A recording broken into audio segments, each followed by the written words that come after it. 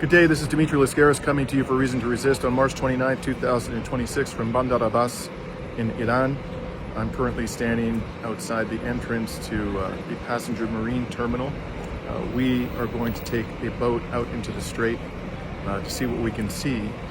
We had to change our plan this morning. The plan originally, and this came straight from the mouth of the gracious governor of the province in which Bandar Abbas is situated. We had tea with him last night in a cafe overlooking the Estreito de Ormuz. We asked him if we could visit Hormuz Island and Kamesh, which is reputed by resistance groups to be a heavily fortified island. It's the largest island in the Persian Gulf, and it's close to here. And he assured us that if the security conditions permitted it, we would be able to visit both of those islands today by boat. But we were told this morning that the port facility at Hormuz Island had been struck overnight by drones, and therefore we are not going to be able to actually visit the islands, but are going to have to just go out quickly on the water and come back.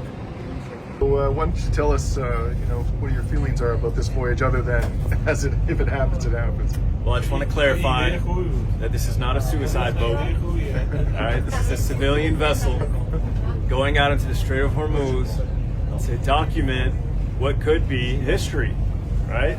They've closed down the Strait of Hormuz, and there's a new economic order shaping in which they are allowing vessels to move through with certain permissions based on whether or not they are conducting oil transactions in the dollar. Now, I think that's a big deal. I think you do too. Yeah. That's why we're on this vessel, and we're going to go see it for ourselves. So in the past 48 hours, we've had some spicy experiences. Why don't you summarize for us what led up to this particular voyage? Oh, okay. I'm the perfect person to tell the story because I was the most freaked out about it. So we were in Bushehr 2 days ago, and every location we went to, we discovered later on, got bombed at a certain point. Now, these are locations that we visited initially because they had already been bombed. So you think there's no point to bomb it again. One of the places we went to, a weather station, you posted a video about it, completely demolished. There's nothing to bomb there again.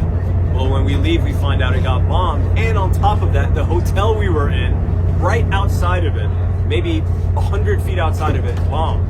Right after we left the hotel? Right after we had left the hotel, a couple of hours. So I was paranoid, at least. I was thinking maybe it's either a coincidence or there's a message. Well, yesterday we get to Bandar Abbas, Minab actually, which is right outside Bandar Abbas.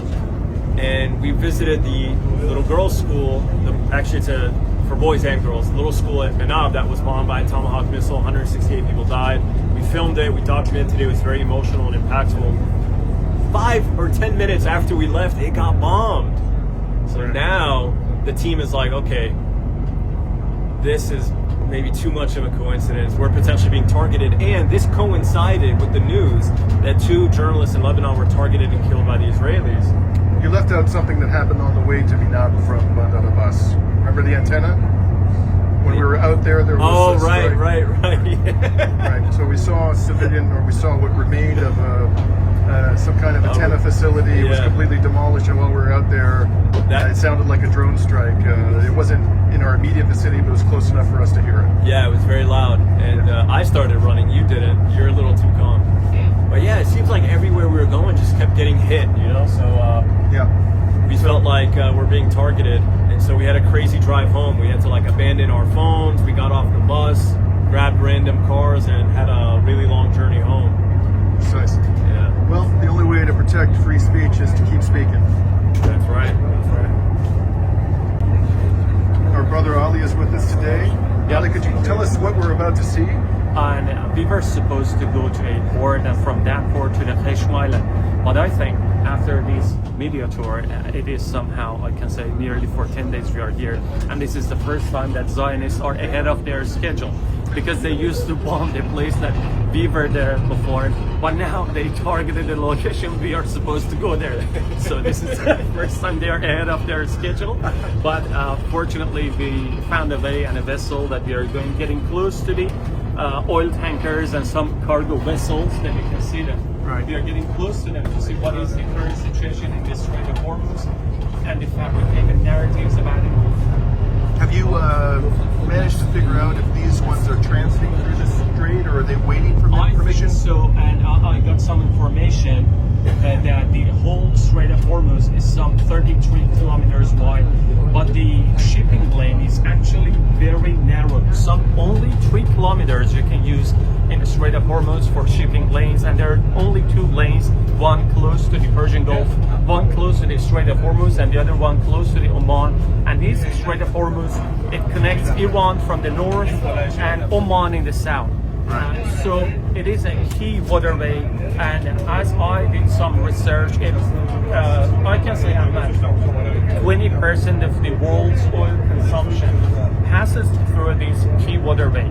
So it can have a very strong impact on world economy, and a large portion of LNG, mostly produced by Qatar, also passes from these key waterways. Right. And now, 30 days into the U.S.-Israeli war on Iran, still Iran maintains the control of the Strait of Hormuz. Maybe you would see that some news agencies say that the Strait of Hormuz is shut down. No, it is under control. And as Iranian officials kept saying that it is open for allies and friends and those who are not involved in this war, but it is absolutely closed to the U.S. and Israeli regimes and their allies, and those countries, they let their soil to be used on attacks on the Iranian nation. This strait is closed for them.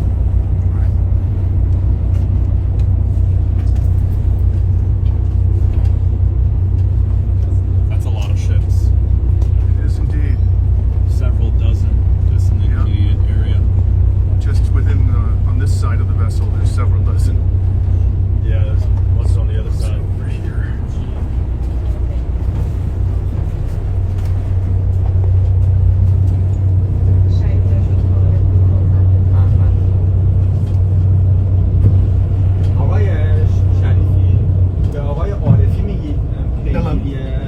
That island off in the distance, is that Hormuz Island? Behind all Let me ask them. Okay.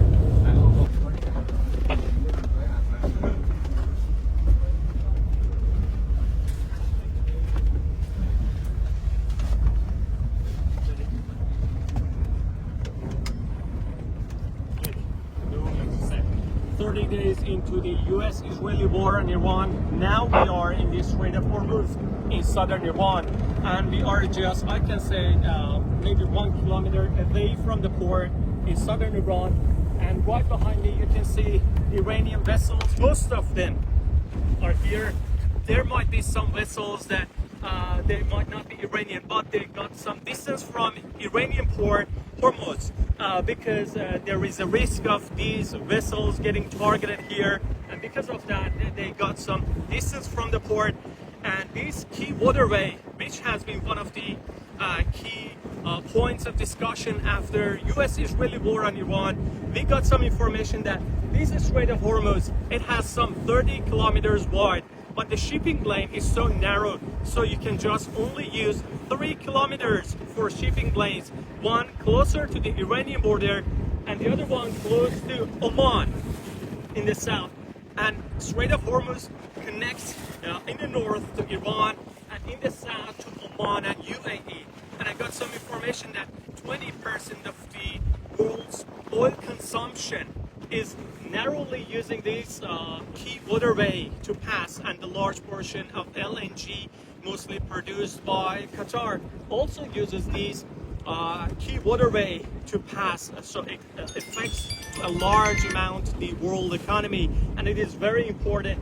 And as Iran and Iranian officials kept saying from the first day of war, that they have not shut down the Strait of Hormuz, but they're controlling it. So there is much difference that this key waterway is open to Iranian allies and to all those countries that they have not participated on US-Israeli aggression on Iran. But absolutely, this key waterway is close to those neighboring countries and to some states that they have let US and Israeli regimes use the soil of those countries to target their attacks on the Iranian nation. Good.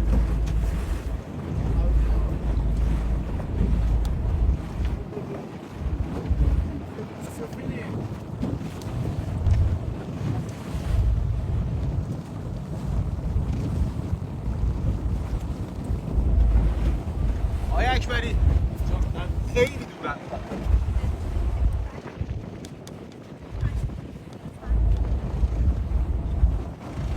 آقای اکبری یعنی که باید صحبت کنید با هم به پرس انگلیسی بگذارم تصویراشون تموم بشه. بذار رکورداش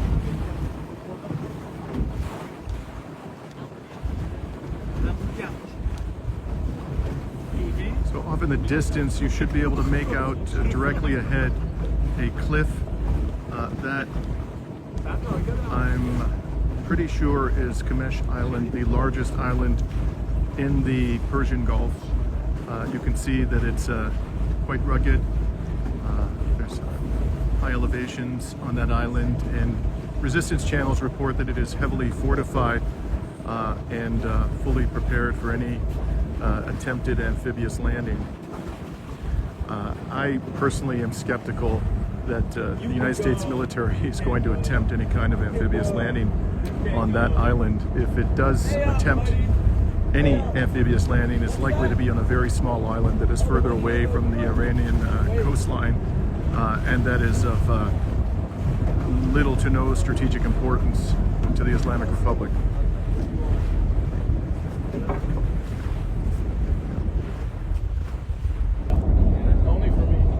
So we're now into the waters of the Estreito de Ormuz.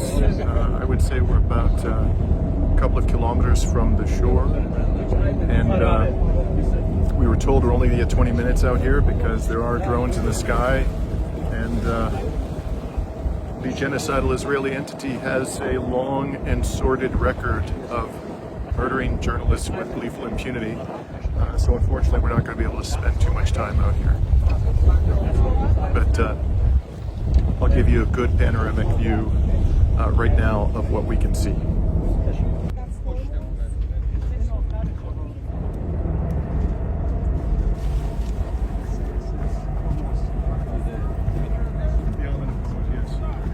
Strait is just on the right of it.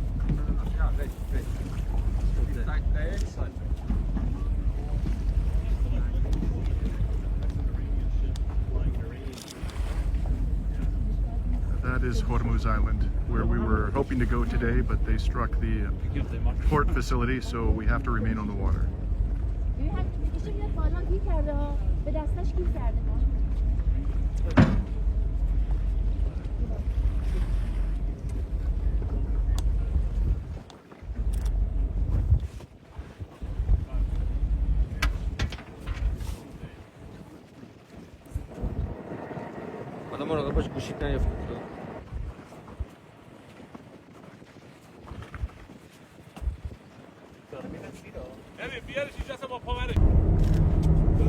The Press TV microphone has fallen overboard. We're going to mount an emergency operation to save it. Who's going in? Ali, I think that's your microphone. You have a duty to make the sacrifice, brother.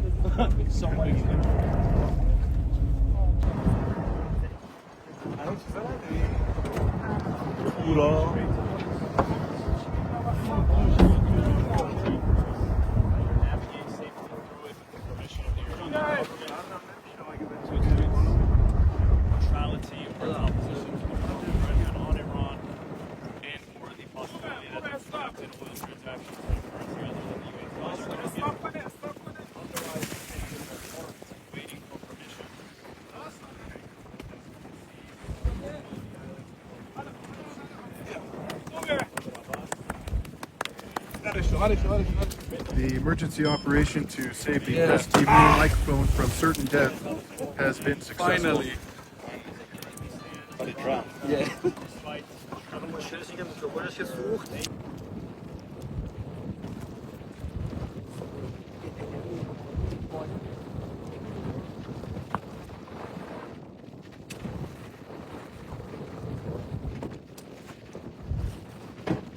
This is the island of Hormuz.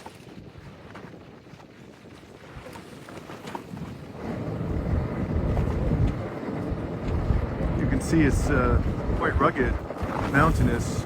I think that would pose a challenge to anybody who's trying to wrest control of it from the Iranian military. And over here is the much larger island of Kamesh, largest island in the Persian Gulf.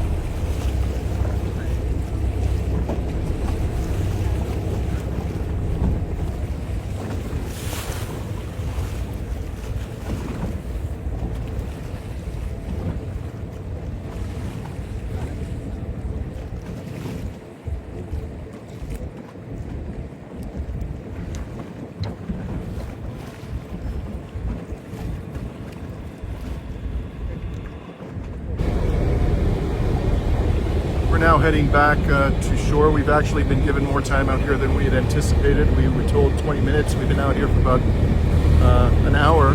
Thankfully, we've seen a fair bit, at least as much as we can on this vessel.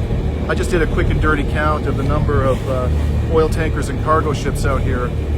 These are just ones that are visible to my to the naked eye, and I counted 90 of them. And you know, some are pointed northward. Others are pointed southward, so there appears to be quite a bit of two-way traffic, you know, close to the Iranian shore.